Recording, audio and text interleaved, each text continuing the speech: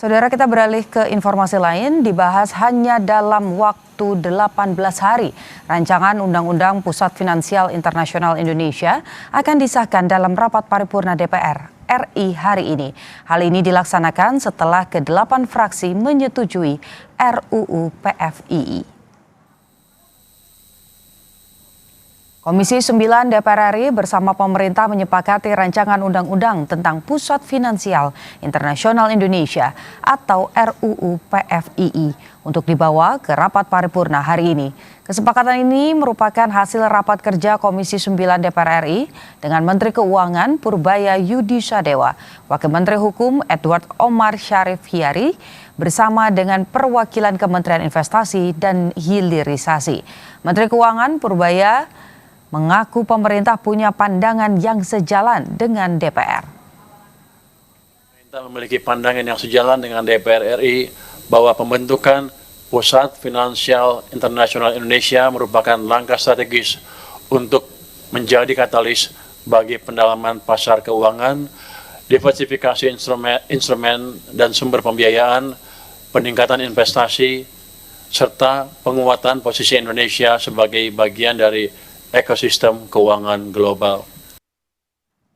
Informasi selengkapnya mengenai jalannya rapat paripurna pengesahan Undang-Undang Pusat Finansial Internasional di Gedung DPR Jakarta. Sudah ada jurnalis Kompas TV Renata Panggalo dan juru kamera Jamzari. Renata, bagaimana jalannya rapat paripurna pengesahan Undang-Undang PFII di sana? Dan bisa dijelaskan apa saja poin-poin penting yang ada dalam RUU ini?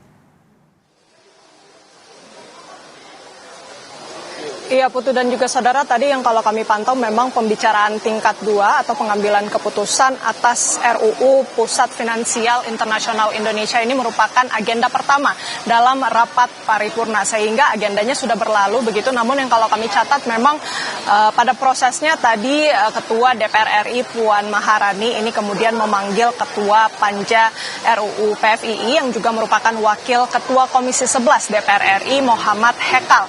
Dan dalam laporan ini juga sudah dijabarkan rincian dari draft RUU PFII yang memuat ada 10 bab, dan yang kalau kami catat beberapa bab diantaranya ini mengatur fasilitas perpajakan, fasilitas pabeanan, penggunaan falas, lembaga arbitrase dan juga pengadilan PFII. Selanjutnya Puan Maharani juga kemudian mempersilahkan perwakilan dari pemerintah, dalam hal ini Menteri Keuangan Purbaya Yudi Sadewa yang menyampaikan pendapat akhir sebagai perwakilan dari Presiden Prabowo Subianto. Dan dari pendapatnya itu memang ada yang kami catat sejumlah hal. Yang pertama memang Purbaya ini kemudian menegaskan bahwa PFII bukan untuk menggantikan sistem keuangan domestik yang sudah ada, namun untuk melengkapi ekosistem kelas dunia yang terintegrasi. Kemudian juga kehadiran dari PFII ini bertumpu pada 3 pilar.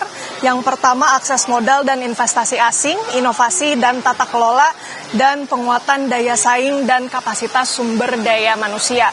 Menurut Purbaya, Putu dan juga saudara, memang PFII ini nantinya akan menjadi motor penggerak perekonomian untuk mencapai target 8% pertumbuhan ekonomi yang sudah diupayakan begitu ya, atau sudah ditargetkan oleh pemerintahan Presiden Prabowo Subianto.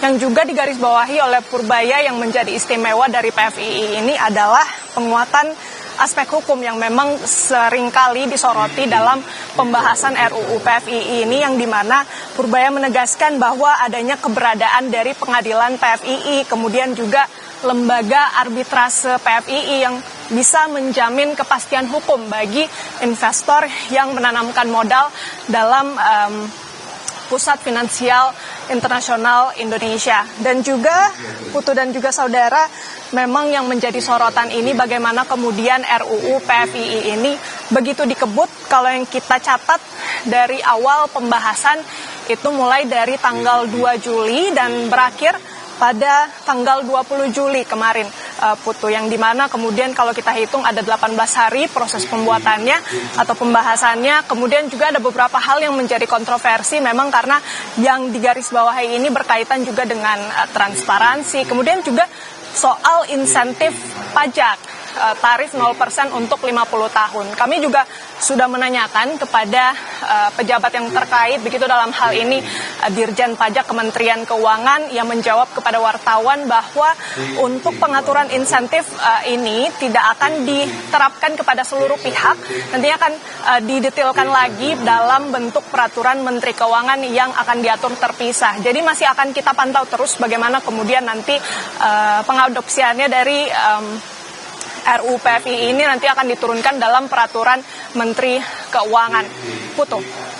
Baik, terima kasih laporan Anda. Kita nantikan bagaimana jalannya rapat ini dan juga kemudian bagaimana kemudian undang-undang ini akan diberlakukan nantinya. Terima kasih Renata Panggalo, jurnalis Kompas TV bersama dengan juru kamera Jamsari dari DPR RI Jakarta. Selamat bertugas kembali.